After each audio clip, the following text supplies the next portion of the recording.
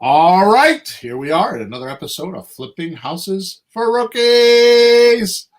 Episode number 276. Peter, how are you this morning? Oh, I'm okay, Bill. How are you making out? I'm doing good. Today's episode is called Extraordinary Development to Unlock Creative Real Estate Deals.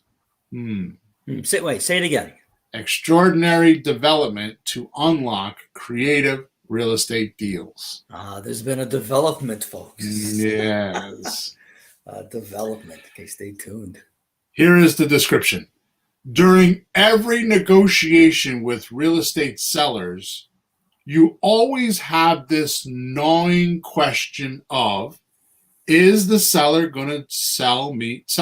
Is the seller going to sell to me?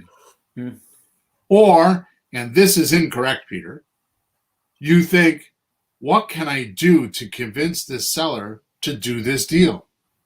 Yeah, of course. That's what do I have to say wrong. here? That's no, wrong. What?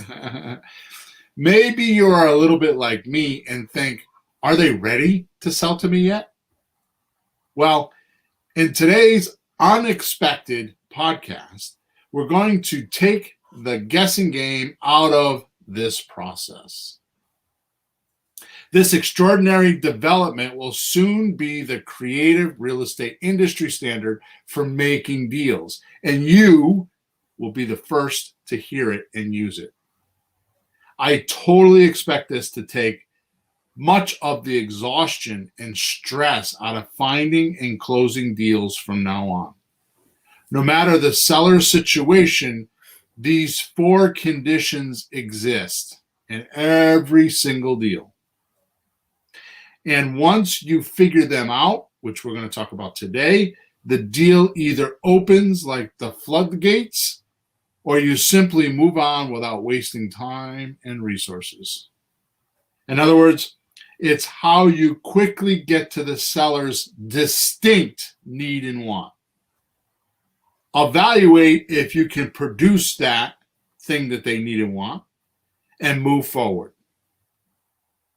Or bail out. It's really, truly too simple and incredible. So make sure you take notes.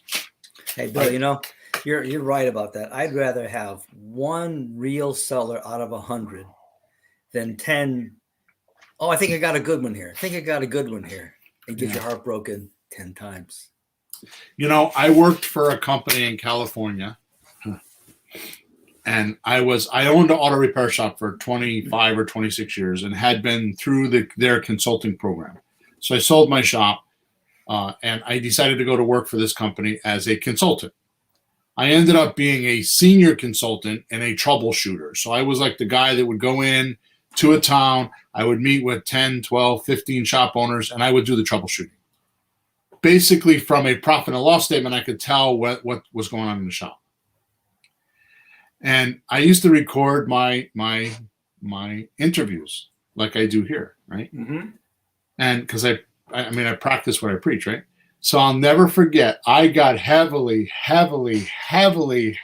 reprimanded because in the recording I used the language. I got heavily reprimanded because in the recording I used the language mental masturbation. Oh yeah, you're not supposed to say that. So that's the word that we're using here because it's my own damn podcast and my own business now, and ain't nobody gonna reprimand me. Reprimand me. I got all nervous.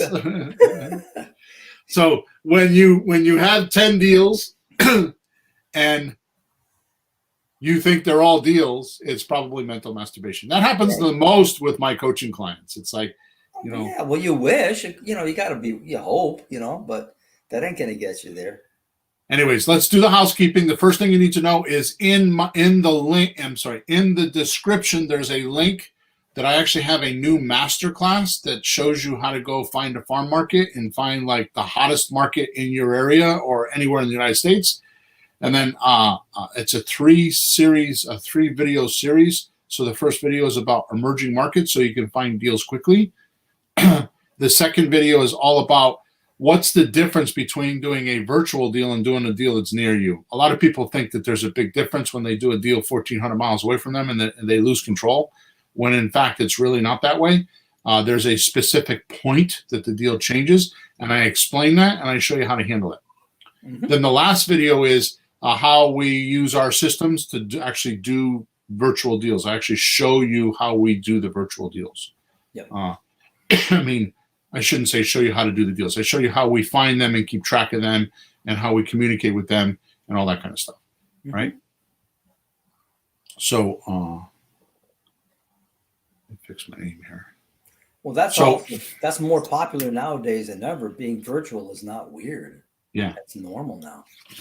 So anyways, make sure you go in there into the description wherever you're watching us or hearing us, and make sure you click on that and you register. It doesn't cost any money. Like I said, it's a 3-series video. Each video is probably about 30 minutes. But I've had a few hundred people go through it, and it's been, I've had amazing feedback, and it's been pretty extraordinary. So make sure you don't miss out on that. Also, we record this. We're back to recording this on Thursday mornings at 9:30 a.m. Eastern Standard Time.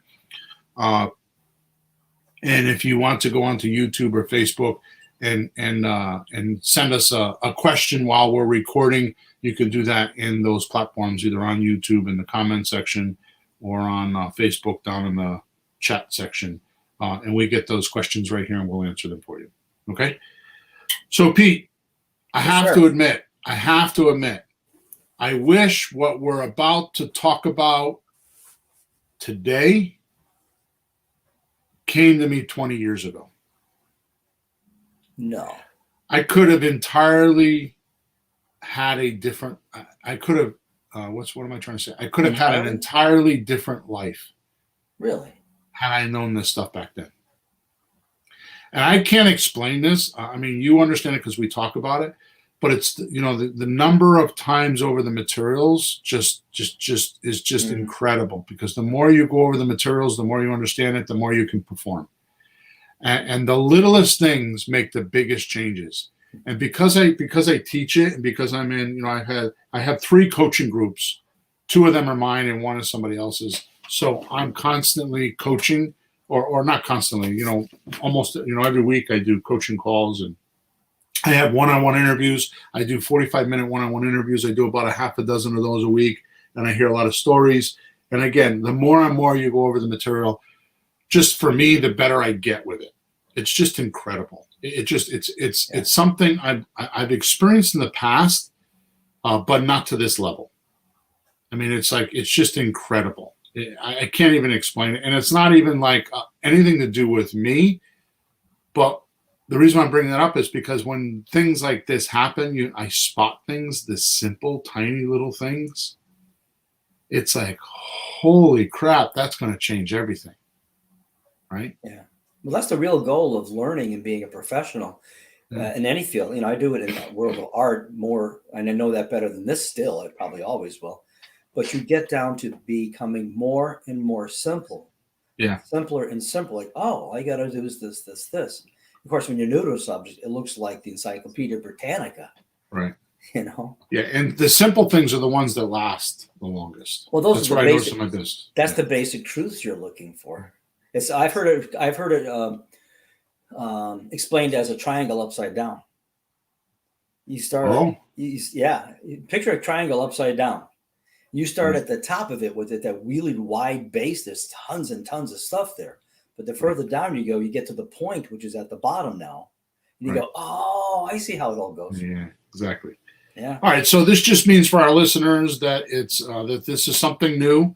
It's simple. So some may discard it as being too simple and not think it's important. Mm-hmm. But it's going to be an extraordinary treat, especially for you, Pete. Okay. Mostly because at this point, I have nailed my coaching or apprenticeship program. So I've been coaching for 10 or 12 years. Here's why. My coaching clients are working on my deals at this time. Mm-hmm. Now, they're not my deals in my business, but what we have done is we have set up, we use REI Reply, which is a company that I don't own. I don't even have an affiliate link to. It's a CRM, a customer relationship management tool. that does all of our marketing for us. It does texting, it does phone calls, it keeps track of our notes, it sends documents, it does everything we needed to do for $50 a month. It's actually $49 a month, right? So here's what I did is I generated an account just for the coaching guys. We actually call it the Apprenticeship Program now. And I broke it down because Sean, who's my other partner, he's 26 years old and very good with all the tech stuff. So he set the account up for me, so I don't have to spend time doing it, which, by the way, it doesn't take a lot of time to set it up. Nowadays, if you get an account and you're in my coaching group, we take our campaigns and load them right into your account. So you don't even have to do that anymore. But the point is that we go into this account every Monday night and we work on deals together collectively as a team. And I think I've got like 15 or 18 people in my coaching group. There's always a dozen or more people on the call. And I assign each week a person to do a certain task. And the interesting thing is you don't have, when you're in the apprenticeship program, you don't have to worry about any of the technical stuff in the background. If you're the texter this week, Sean and I will send out 100 texts a day. And that's probably going to go up pretty soon because in my business, we do about 400 a day, right? But we send out 100 texts a day. And the texter has the responsibility of actually responding to those texts. And there's actually a hat. I call it a hat write-up. It's slang because I don't know any other way to do it. So like if you're a fireman, you wear a hat. If you're a policeman, you wear a hat. If you're a janitor, you wear a hat. And when you're wearing that policeman hat, you're doing policeman duties, right? So this is the texter hat. And when you're being the texter, you have these duties. So there's a write-up for that. That's not very long. And then there's the same thing for the opening caller. There's a write-up for that. So you know exactly what to do. It has the very specific script, right? And you're just the opening caller that week. You'll make your 3 or 4 phone calls. And then if you're the closing caller, it's the same way. And I'm most excited about that, Peter, because you know this, because it's first time in 20 years I've actually written up my hat. It's like what it's taken me 20 years to learn, I put in a 46-page document, which is not all training. It's just, the scripts, there's some pages that are scripts. It's just, the reason why it's so long is because I also covered like all the objections, like or the rebuttals. So if the seller says this, here's what you say back. That's why that document is so long, right? Mm-hmm. So it's actually extremely one of the coolest things I have ever done in my life.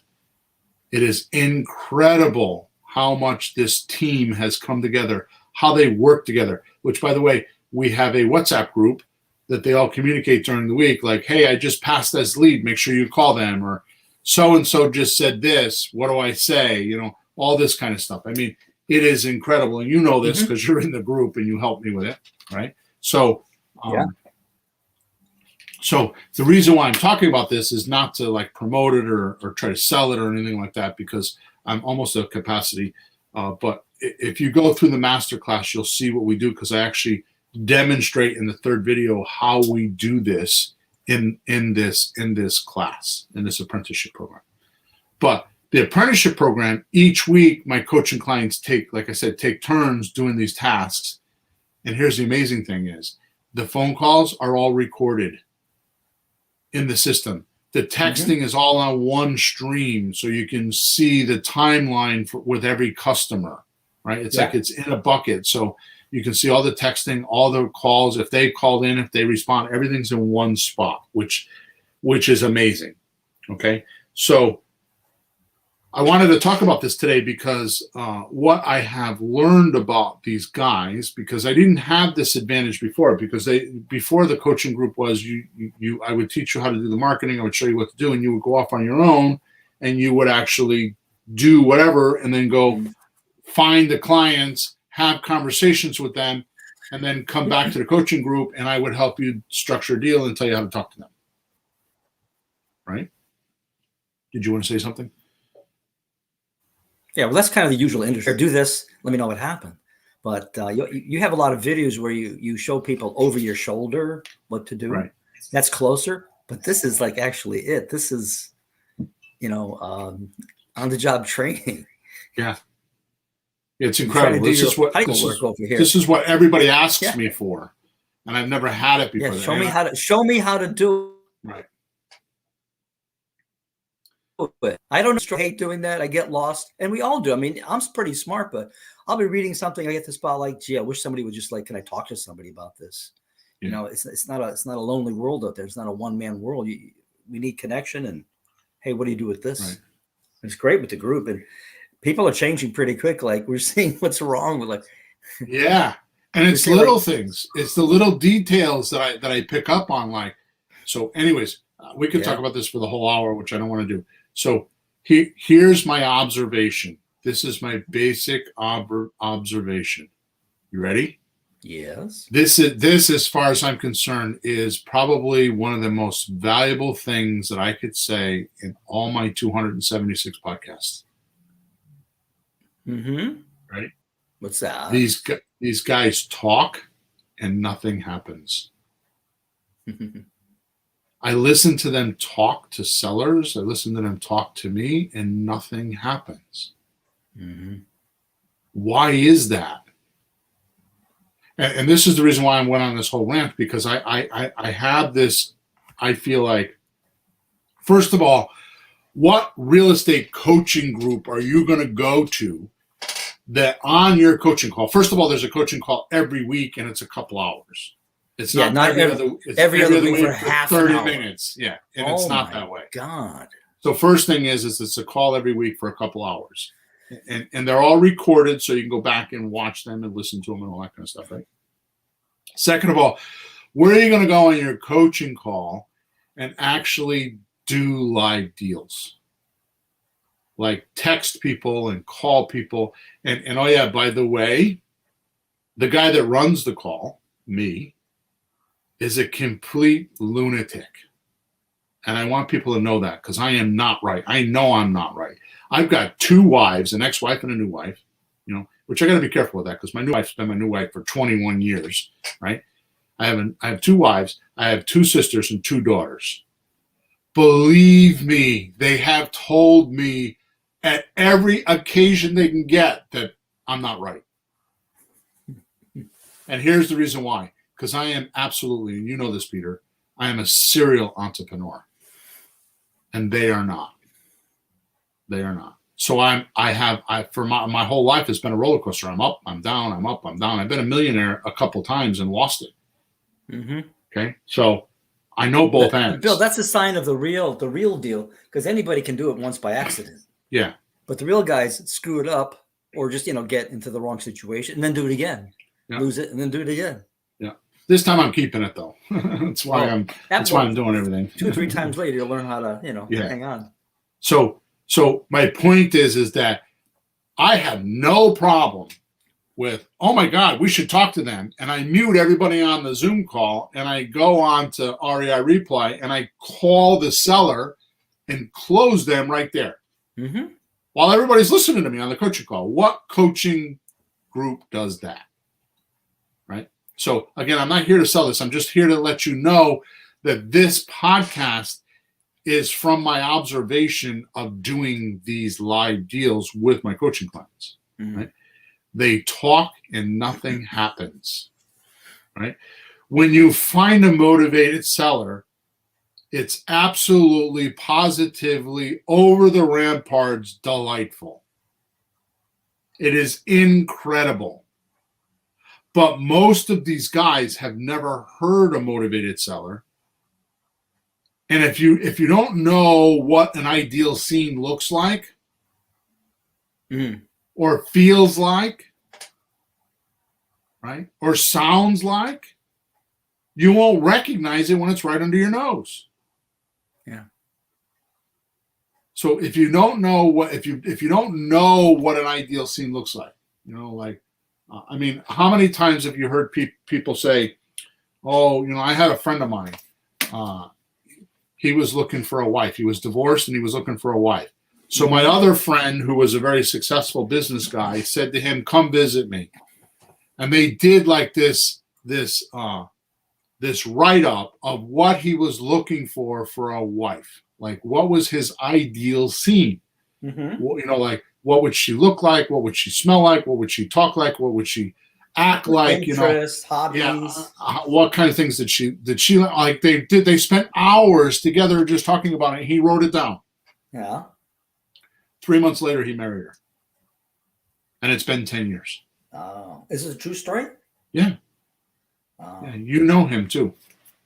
Oh. Steve, the dentist. No kidding. Yeah. And Oh, it was Larry the Larry the business consultant guy. no, Larry Neiman? yeah. The what is he? Well, I'm thinking of the animal doctor. What are they called? I went blank. Oh, veterinarian? Veterinarian, yeah. Oh, Larry yeah, the veterinarian. yeah. Yeah, so Yeah. so I know the he's in point your the business point, consult group too. Okay. yeah, the point that I'm trying to make here is that they drew up, or he had a vision in his mind. And Jim Camp talks about this in his book called No, which is an amazing book. You want to know how to handle sellers, just read that book, because I take a lot from that book. I read it a couple times a year usually. In fact, I just bought a bunch of his because he's dead, but I bought a bunch of his tapes from a seminar, and it is just incredible. It is just, this guy, I don't know where he came from. He's from outer space. Mm-hmm. His insight is so cool on how to handle this stuff. Anyways, I'm ranting. The point is that when you have an ideal scene and you have this vision in your mind of what it looks like and what it feels like and what it, you can, when you see it, all of a sudden you get excited, like, oh my God, there it is. Right? Yeah. Which is why I've come up with these 4 conditions, is because what happens is every transaction has these in them. And you have to recognize them, and you have to know when you have a motivated seller. And this will help you do that, right? So I'm calling them 4 conditions. They're really indicators, right?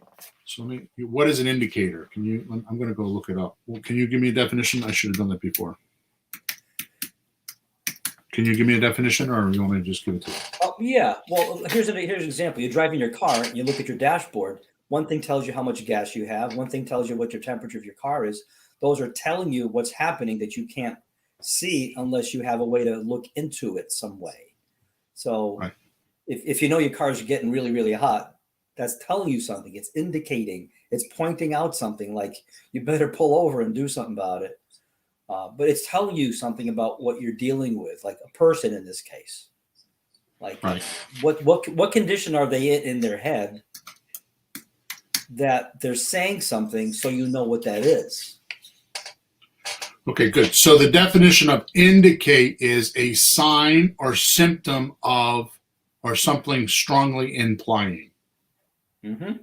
So what I have in my head as an executive is an indicator is something that's happening. It's a sign that you better watch out. Like, for example, we didn't hit our gross income statistic this week. We needed, I'm just shooting out stupid numbers. We needed $10,000 and we only made $9,000.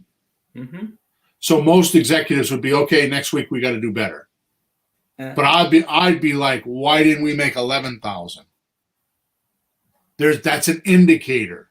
And if you ignore that every single week, sooner or later, the checkbook's going to be empty. Mm-hmm. You ignored all the indicators. So to me, a good executive notices and acts on the indicators, right? So this is the same way, right? So it's a sign or symptom, right? And it's strongly implied. So it's something after it is going to come. It's right.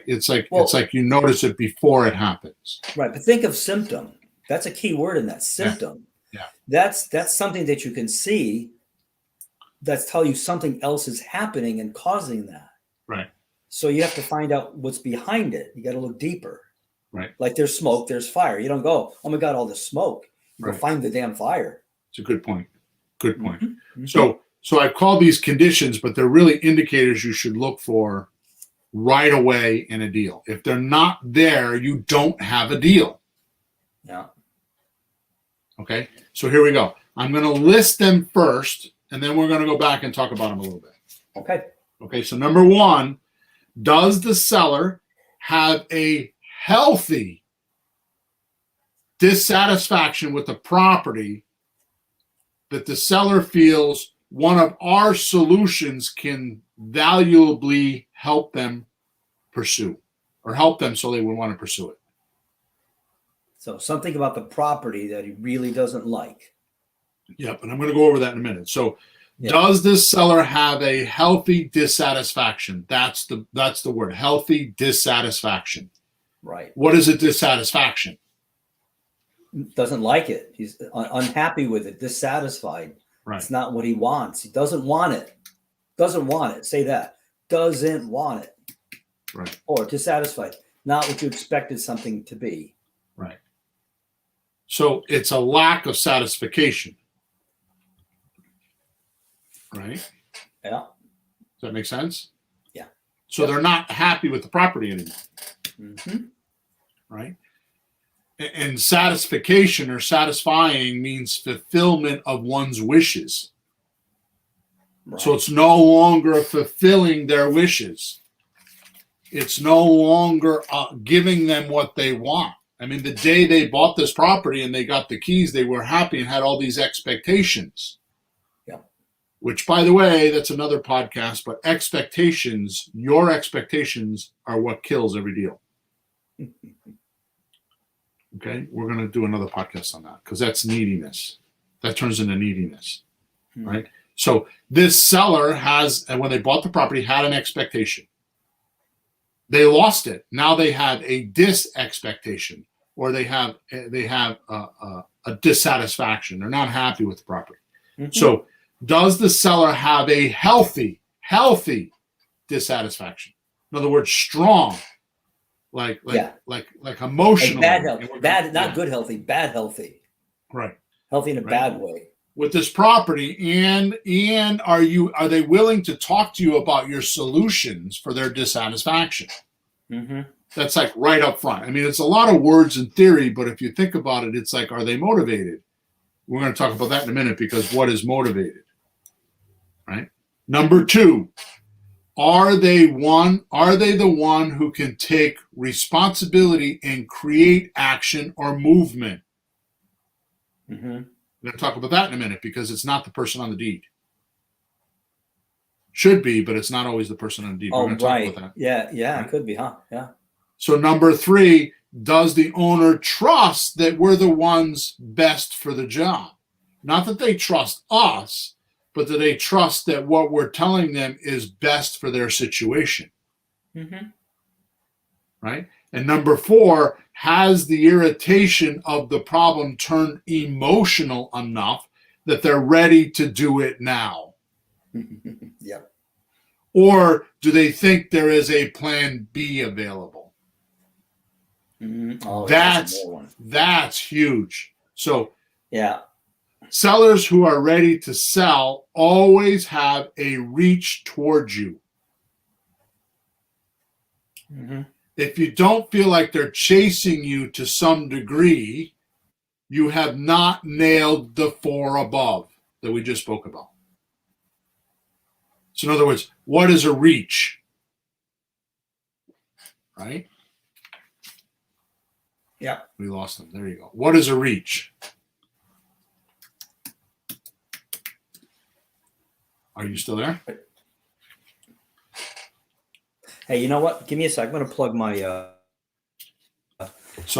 just keep talking. So what a reach is means somebody's actually like reaching their arm out to you, or stretching out their communication to you so that you could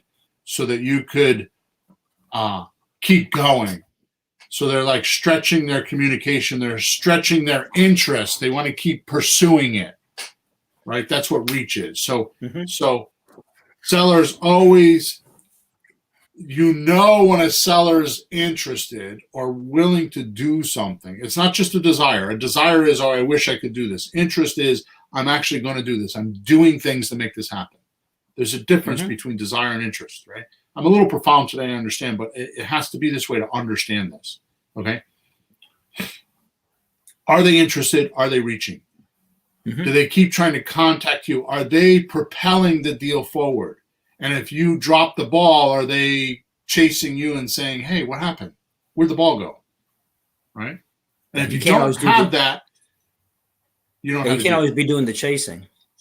Right. Which, by the way, that's a good indicator. Remember that word, a good indicator. If you're constantly, if the person said, yes, I'd like to do that, that's desire. Mm-hmm.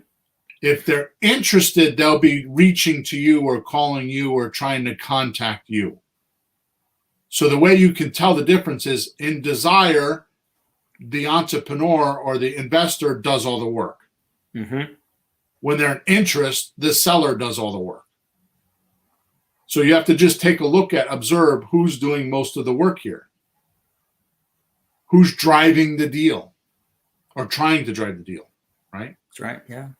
So they need to relish the interaction with you and your proposal. So they have to relish it. They have to want it. They have to cherish it. Mm-hmm. They have to feel like it's something they can't get anywhere else. Because you nailed what they need and want, and you're giving them a unique opportunity to solve that problem that nobody else is solving for them. Yeah. Anybody can come along with a bag of cash and pay for something. Right. And they can say, well, I want more. And somebody comes like, we're trying to do with this guy. A lot of people can't do. Right. Like help somebody move in 6 weeks. Right. Or like I was on a call with a seller yesterday, and he's got a 4-family house here in Connecticut. And he's wrote, it was my own fault because I've been too busy because I'm getting ready to go away to Florida for a month. So I've been kind of cramped with a bunch of shit that I want to do. Right. So I didn't call him quick enough, and he signed a contract with a realtor. In the conversation, I go over with him. Well, it's a 4-family house. How much do you owe on it? How much you pay for it? Blah, blah, blah, blah. I said to him, well, you need to talk to your accountant because you're going to have capital gains tax. He said, I did. I said, how much was it? He said, $50,000. In taxes? So it's a $300,000 property. He's got 15% in closing costs. Let's just say it's 10%. Let's just say it's 10%. That's $30,000 for the realtor's closing costs.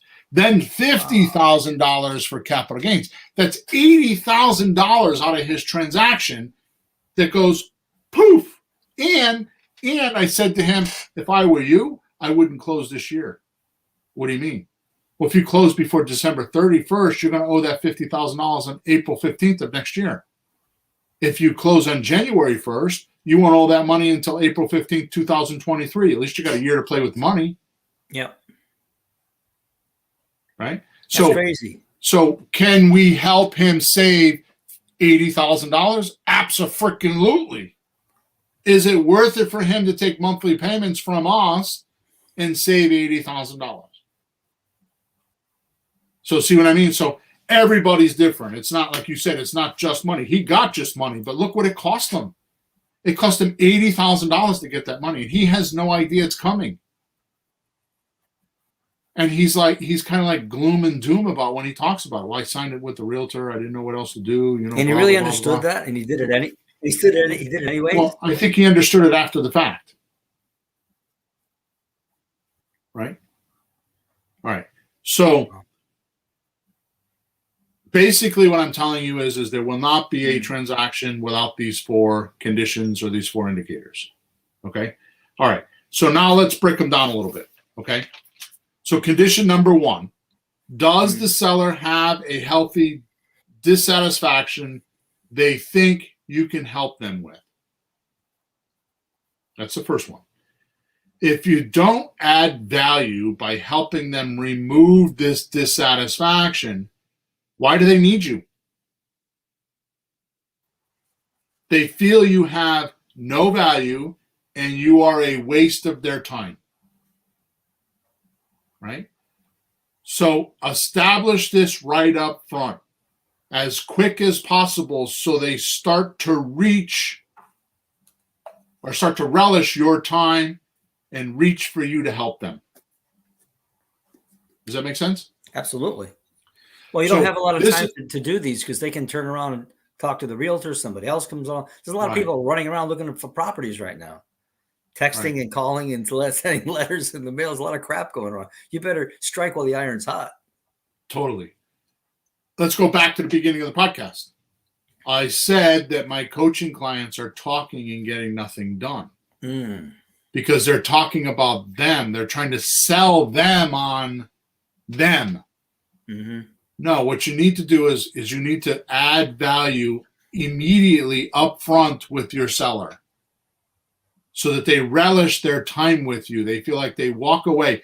One of my things that I have in the back of my head, and I'm not always so good at it because I get, times where I'm grumpy and I'm short and I'm like, get the hell away from me, which is a quirk in my personality, right? So the point is this. I think everybody that talks to me should lead the conversation with value. That I add value to every conversation. And I know that because I hear things like in different groups, like in the cigar shop, I hear, around me or people tell me, or when I meet somebody like, oh, you're Bill, so-and-so told me about you. You're really cool. Or, I'll hear, when I talk to you, I like talking to you because you can see both sides of the fence, especially with politics. Like you can see the Democratic side and the Republican side, and you don't get mad. You listen to what I have to say and and you take in consideration my viewpoints. And I hear that a lot. And that's just because when you talk to thousands of sellers I'm just broken down to do that, because if I didn't do that, I wouldn't have deals. Right? You have to hear their side of the story. Yeah, it's not just about you. We go into this like, oh, me. Nope. Right. So you have to add value, and you got to do that right away. Right, as soon as you can. So how do you do that? Here's a good question. This is a good question. And this is not in my scripts, by the way, but this is just a good question. What's your highest priority for selling this property? What's your highest priority for selling this property? It's a great question. Right? Yeah. It'll tell you what they're after. So you could ask that question almost immediately. The other one that I use all the time is, what would have to happen for me to buy your property today? That's another one, right? So it gives you their vision in their mind and how you could add value to that. Because what happens is if you and the seller build an offer together and they're satisfied with it, they become a cheerleader that you're going to get it done now. It's a whole different perspective than they're skeptical of whether you can or can't do it. Sure. Condition number 2, are they the one who can take responsibility and create action? And you're saying it's not always the guy on the deed. Yeah. So listen, we ask whose name is on the deed as one of our first questions and deal with that person, because that's the signature we need to close. But I have found deals with parents who aren't able to make deals and the kids need to do it. You just did it with your mother's deal. How old is she? 97. And she's in a convalescent home, right? Yep. And completely out of her mind. Halfway. Respectfully. I mean, it's not a derogatory thing. Right. No, she says funny things, and some days she's more lucid. That's how it goes. But she's not in a point to make a house decision. No. Okay, so that's one scenario. The second scenario, which is what I think is worse. This is worse. It just happened to us in the coaching group, in the apprenticeship group, where I had a deal. You guys found a deal. It was in Cleveland, Ohio. I always want to say Cincinnati. Cleveland, Ohio. We had an awesome subject to closing call with her. She was all over it. We sent her the memorandum, and the deal flopped. And you were the one that actually picked up on it. Nobody else. Well, I was guessing at that point. Right. And all of a sudden she got all weird and disappeared and like just rode off into the sunset. Like, what the hell happened here? That's way different than the closing call. The name on the deed has the name on the deed. The person who has their name on the deed has an opinion leader coaching them on every move. What's the definition of opinion leader? That's the person that they're going to listen to or take advice from. Now, I have to tell you something. In my life, those opinion leaders have been some of the most stupidest people I've met in my entire career. But they have a hold on this person. Right? So if the seller is making that opinion leader, is expecting the opinion leader to help them, that means the opinion leader is always lurking around in the deal and you don't know they're there. So you're negotiating up against a shadow. It's like boxing a shadow. You keep swinging and swinging and swinging, but nothing's going to happen. So do you have some clever question like who's your advisor when you make big decisions? Or Right. you have a line? So who else needs, the question would be, who else needs to be involved in the major decision about this house? Yeah. So if you're boxing a shadow and you're dealing with somebody and you feel like you're not getting anywhere, right? In fact, let me just read this because it says it all, right? The opinion leader is lurking in the background of your deal. Start looking for them so you can get everyone together, especially husband-wife teams. Mm-hmm. How many times I get on the phone and testosterone takes over? Oh, no, the guy says. I make the decisions. No. I'm the boss. And they tell me things until you hang the phone up and she says, who are you talking to? No. And then all of a sudden we got to sign paperwork. Oh, I got to talk to my wife. Well, what happened to you making the decisions? Oh, well, she's my partner and I got to talk to her. Yeah. Right. So it happens a lot. So often I'll ask, and I don't put these in the scripts because you don't have it happen every deal. This is just the opinion leader part. I mean, these conditions happen in every deal, but we have to realize the person we're talking to can get us to the finish line. So like if I was doing your deal, Peter, I would know if I'm dealing with you were the driving force of that transaction, of your selling your mom's house. Right. Even though your mom didn't sign the title, you handled probate court and you did everything you needed to do. So the person's name on the deed is very important and you need to know who it is, but more importantly, you need to know the story. Like in your particular case, if I was talking to you, I would find out that your mom is 97 years old in a convalescent home and you're making the decisions. Right. You're not signing the deed. The court's going to sign the deed for you, but you're making the decisions. Mm-hmm. Now, here's an amazing thing about this. Listen to what I'm saying here. Are they the one that can take responsibility? So what does responsibility mean? Make the decision. Yeah. Make it happen. Right. Respond. They would have to be able to respond to everything that happens and carry it through. So they have the duty to deal with something, or they have the control to do something. Mm-hmm. It's like they have a duty. It's like they have the pressure of getting this done. Right. Like in your particular case, if you didn't take responsibility for this, then what would have happened to that house? Gone to the state. Yeah. Bye-bye. See? Gone. So several hundreds of thousands of dollars would have went to the state of Connecticut because you didn't take responsibility. It wasn't, you felt like it was your duty, right? Or your, in your control to do something. So you had the outcome that's best for everybody. That's right. Yep. So are they the one who can take responsibility and create action, movement? Can they push this forward to the finish line? Yep. Do they have that ability? Do they have that horsepower? Some people don't have the horsepower to push it. Nope. And you lose deals because the person is so overwhelmed in life or so timid, they don't have the horsepower to do it. They don't have the horsepower to deal with the kids or deal with, somebody that's the opinion leader that doesn't agree. Or they have to call the town about a tax bill or the water department about a water bill, find out about some things, check with their lawyer. They just never bother, right? Right. They don't have the horsepower. They can't confront it. They're afraid of it. They're too timid. That's how they got in trouble in the first place, isn't it? Right. Exactly. Right. It's funny you mentioned this about the person. I saw a survey recently, some marketing thing that came in my email. There was a few questions like, whose opinion do you trust? And then when it comes to making decisions, who would you listen to? Things like that, like what you're talking about. Some survey came along, so that's interesting. Yeah. So that's important. You got to know that, right? In the deal. And these are not things that most people talk about when they're doing transactions. Nah.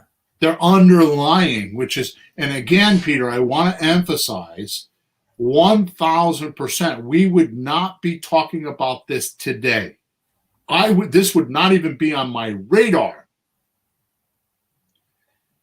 if I hadn't formed this apprenticeship program 5 or 6 weeks ago and be on the call with these guys every week. Right? Yeah, well, you're seeing what's really happening. It's like when I give my music lessons, student sits in front of me and I see what happens. Right. It's not just it's every week, and I can fine tune that way. But this is different. This is different because you're not with them all week to see them play their music. All you're with them is for the result of their practicing. You're not there helping them practice. This is completely different. We're there helping them practice. We're in the practice sessions with them during the week. Yeah, WhatsApp. Or just go into REI Reply and look at the activity. If I want to know what my texter's been doing for 2 days, I just go into the system and I look at what they've been texting. Yep. So it's like if you have a student, they show up for their lesson and you ask them, "Did you practice last week?" And they say yes. Well, they could lie to you, right? That's right. No. What I'm doing is I'm actually following them around and making sure they, like when they do practice, I'm there listening to them practice. Yeah. Because of the way the software is, because everything's recorded. So I can go in and see how they were practicing. Yeah, you can listen to the recordings. That's funny. The WhatsApp was something you threw in there a while back just because you thought it was a good idea. Then you add this piece. But man, you put this all together, it's really another thing. And it's like, it's brought me to this level of like, oh my God, there's like this basic undertowing like things that we don't talk about that are, if they're missing in a deal, they just don't happen. And these are not anything I'm going to, like go off and like make courses on or nothing. This is just a one time. That's why it's an unexpected podcast, because I kind of stumbled on this and I started thinking about it and I'm like, holy crap, we got to do a podcast about that, right? All right. Condition number 3, does the owner trust that we are the ones best for the job? One word is blaring out here. Blaring out from the top of a steeple. I can see it from here, Bill. Money. No. Money in my pocket. No. I know. I'm kidding. No. Trust? Scam. Oh, yeah. The way I overcome this is I build trust. So almost all of our sellers nowadays think that we're a scam. Why? Because there's too many people that send texts that are not like us that follow through. And I know, because we have properties we own. Obviously, I own properties and I get texts all the time. And I respond to these people because I want to know, what are they doing? I want to see their system. Am I missing something? Let me see what they got. And almost one for one, either one or two things happens. They do respond. And if they do, I never get an offer. Or they just don't respond. Now, listen to me carefully, because this is not on my script. If you get on the phone with someone, especially on the opening call, and they say to you, well, I got 10 people a day that want to buy my house. Right? My rebuttal for that is, oh, okay, how many offers have you gotten? And inevitably, 99% of the time, well, I didn't get any. Okay, well, I'm here to give you an offer. And that calms them down, because there are so many people with this automation. Right? And we talk about this because Sean and I do that. It's all automation, right? So that's the quantity. Quantity is great. But what about the quality? Yeah. Where's that? This is a people business, and the automation is fantastic, but sooner or later, you have to deliver what they want. You have to add value, like the first thing I spoke of. You have to add value, right? So you send the hook and the bait out like, oh, would you be interested in selling? Yeah, I'd be interested in selling, right? They technically don't want to sell the property. They're not ready to sell to you. Why? Because you need to give them a proposal. There's no sense in talking to them. They don't want they don't want to talk to you if their house is $200,000 and you're going to offer them $100,000. They don't want to do that. But if you can offer them $210,000, they'll be like, all ears. is that going to be a conversation that they relish? Yeah. They want to know how. Then the first thing they think of, well, this is a scam. And that's where we're at right now. Right? So you need to build trust.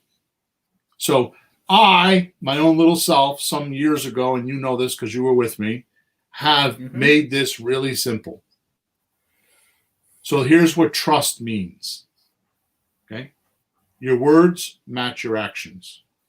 That is trust. Definition of trust is your words match your actions. So what I do is I artificially induce trust into my deals. And it's not artificial, but it's probably not the right way to say it. You go out of your way to make sure you're doing it. I've seen you do it.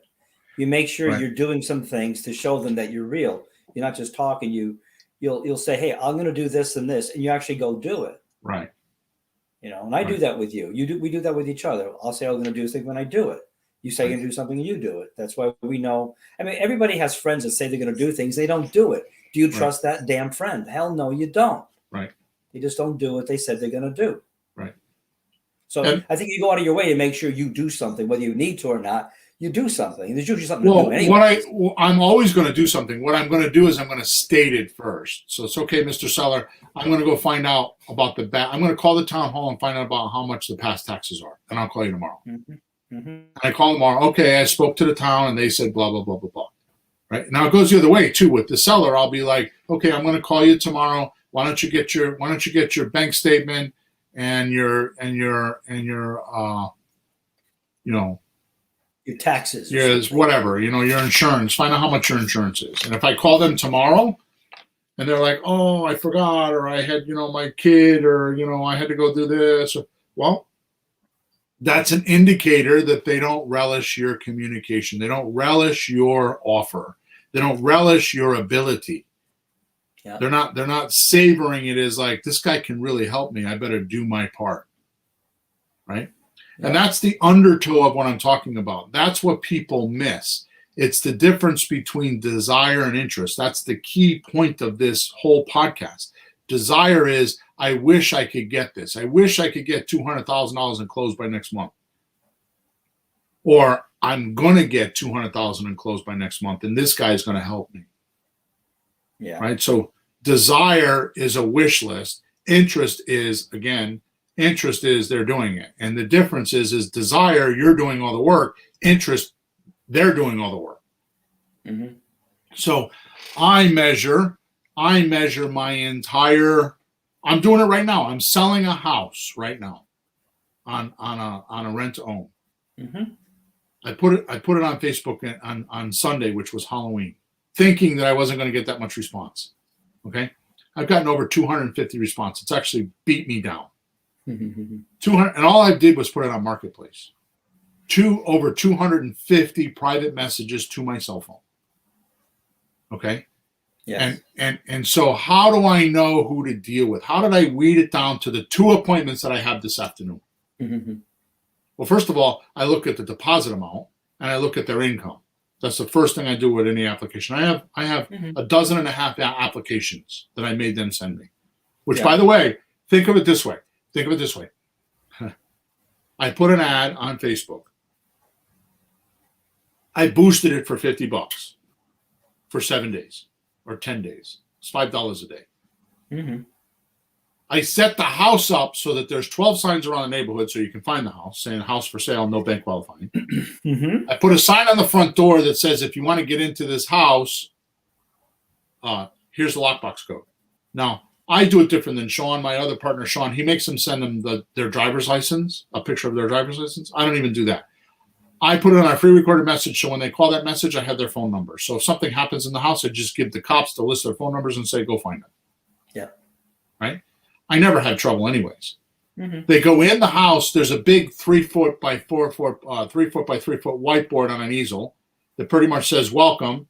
Number 1, look around and make sure this is a house you want to buy. Number 2, make sure you bring anybody in the house that is going to help you make the decision and make sure they're cool with it. And number 3, go to the kitchen counter and get the flyer pack.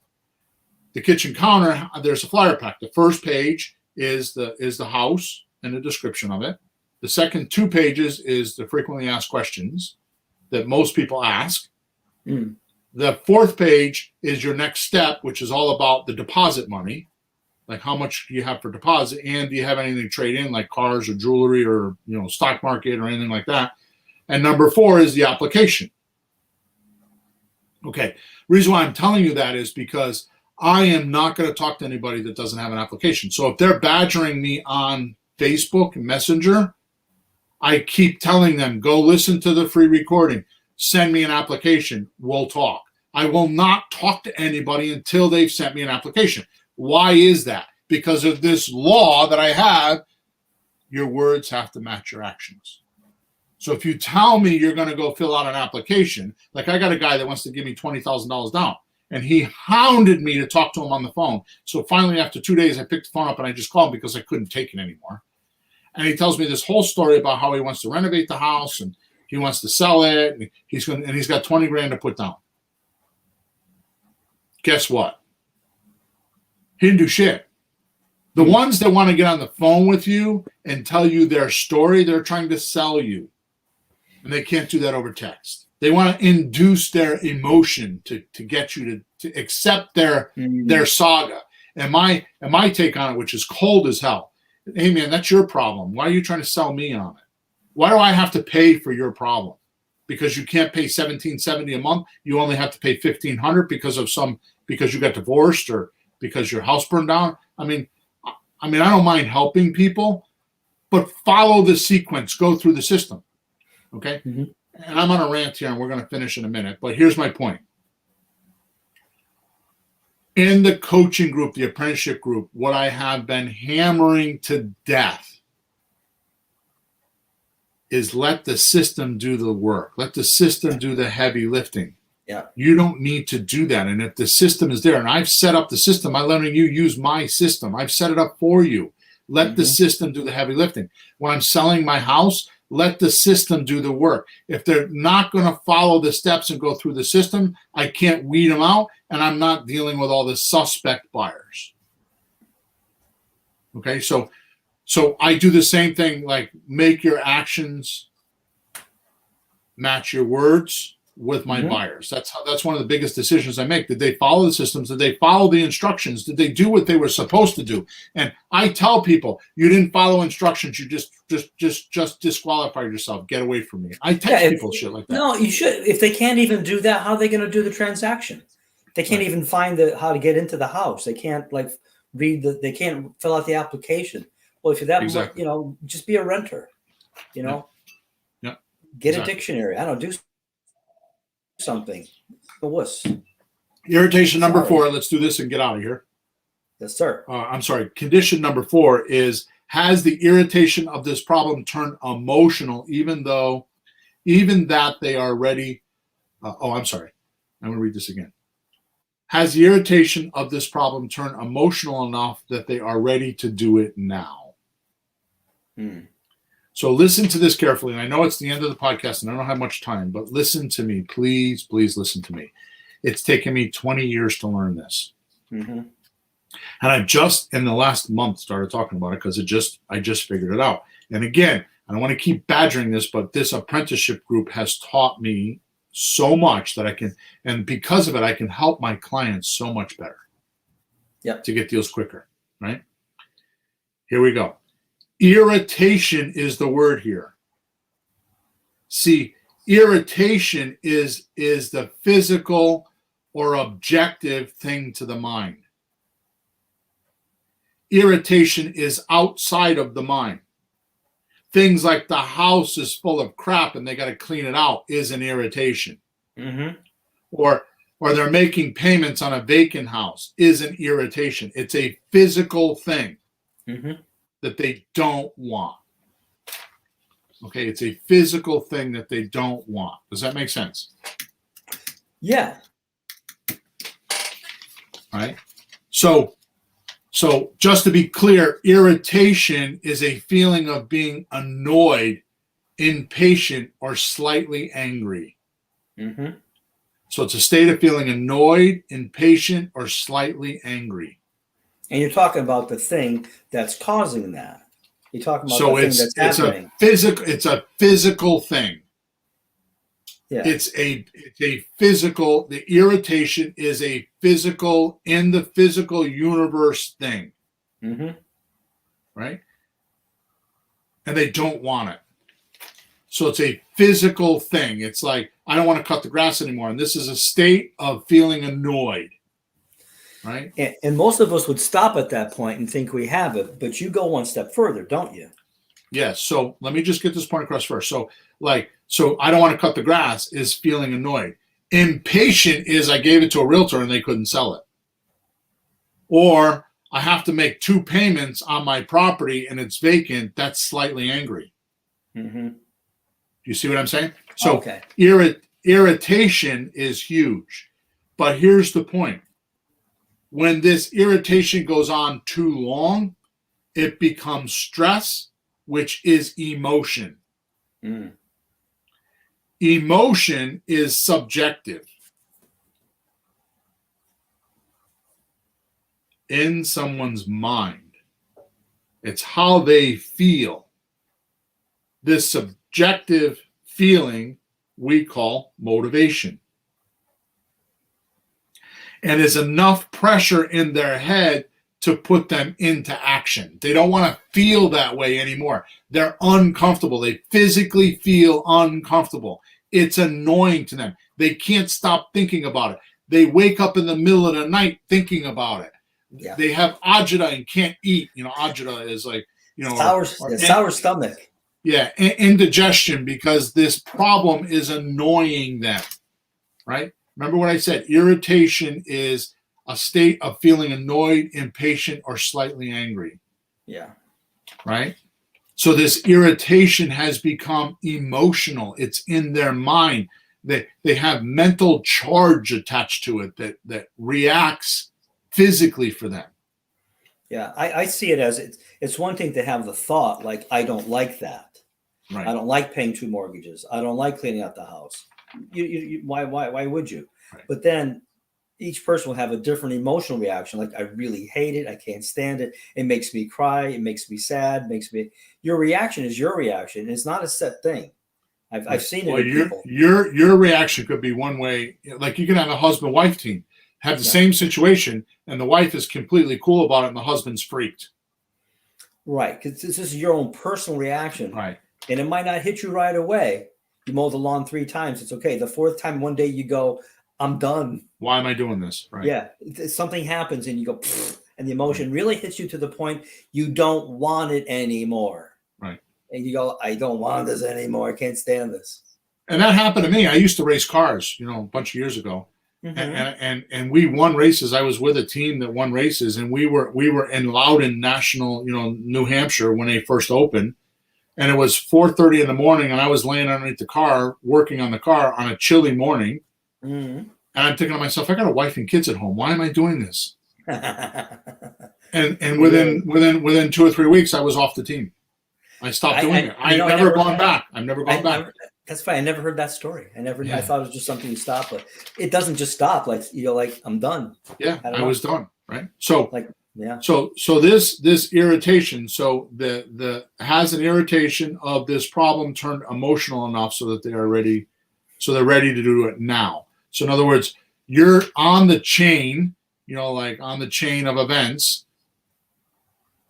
All the events that happened up to this point, and now you're in present time, have come to the point where they're ready to do it now, because all these past experiences and all these feelings have added up to today. Like, I'm done. I got to do something. Yeah. Are you there? Right. Now, how do you know that? It's called, do they have plan B? Right. So if they have plan B, they're not at that, I need to do it right now. They still feel they have choices or options. Right. They don't need you. They got something else. So you would ask, so for the irritation part, you would ask, what are you most fed up with about this property? Mm-hmm. I ask, and you've heard me say this very many times, if I don't buy your house today, what will you do? Yeah, that's in. I've been over this enough. I know the questions now. Nice. I knew that one. It's getting Nice. good. Yeah. Nice. So And that tells you if they're motivated emotionally, right? That tells you that if they have plan B. Well, if I don't do this deal with you, I'm just going to list it with a realtor. My wife is a realtor, and we're going to list it, and I don't have to pay. I'm only going to pay 2.5% because we're not going to take our side, right? Or whatever. Well, I'll just keep renting it because I'm making $400 a month, so I'll just keep renting it if I don't sell it to you. Right. So that question is a lot because they're not emotionally drained with this property, and there's no sense in you trying to push forward. Do you have a question to elicit the emotion and have them think about it and see if it's really there? Yes. So it's what are you most fed up with about this property? Now, could that be the irritation? And you might ask another question like, how's that? I've seen you ask like, how does that affect you? Yeah. How does that affect you? Yeah. Yeah. Because you can get more of it that Well, way. on our scripts, what we do is we ask, how does that affect you? And then we ask, how does that affect others around you? Right.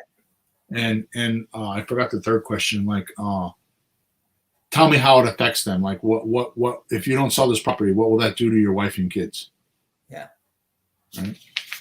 It's their awareness, and a lot of times when you talk about affecting them, they'll deal with it themselves. But if they know they're affecting somebody else, it makes a whole difference. Right.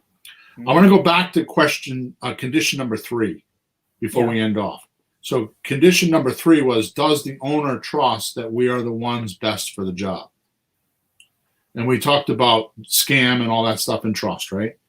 What I didn't do is give you the question we would ask for that, right? Okay. So the question for number 3, and I'm sorry I'm out of order with this, is do you have any concerns about the approach to this transaction that we're taking with this transaction? Right. So that pulls out, well, yeah, I don't understand everything you're saying, so I need to get a lawyer, right? Or, yeah, I never heard of this before, so I want to talk to someone. I want to go do my research, right? So do you have any concerns about our approach to do this transaction is the question. That's funny you say that because a lot of us don't want to know if there's a problem. We just hope it happens. But really, if there is, deal with it because it won't work if you don't. Right. So I want to leave off because we're at 1 hour and 7 minutes. So I just want to go through them again.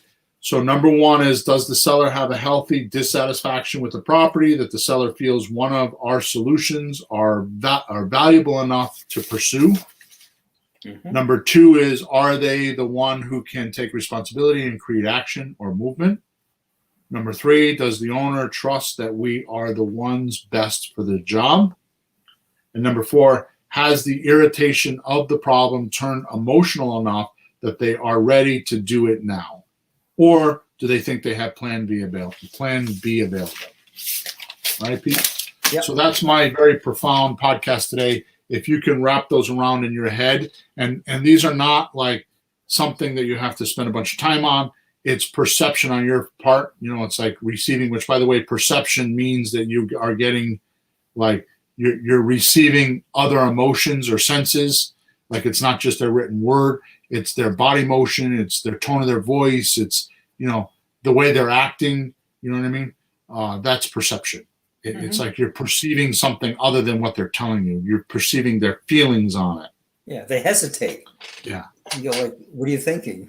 Right. Are you worried about something? So just realize desire is I wish I could, and interest is I'm going to. And the difference is who's doing all the work. So one of the ways that I measure my conversations and who I give my time to is who is going to cherish or relish my time with them, and who's going to actually do something to get towards the goal. Yeah. Because otherwise I couldn't live my life. That I speak to 6,000 to 7,000 people a week, right? And not all one-on-one. I mean, some of it's with the podcast, some of it's with emails, some of it's with one-on-one, some of it's with sellers, some of it's with buyers. I mean, I talk to a lot of people. So how do I know where to put my attention? And that's how I do it, because who's doing what they're supposed to be doing? Whose words match their actions? Squeaky wheel. Yeah. Okay.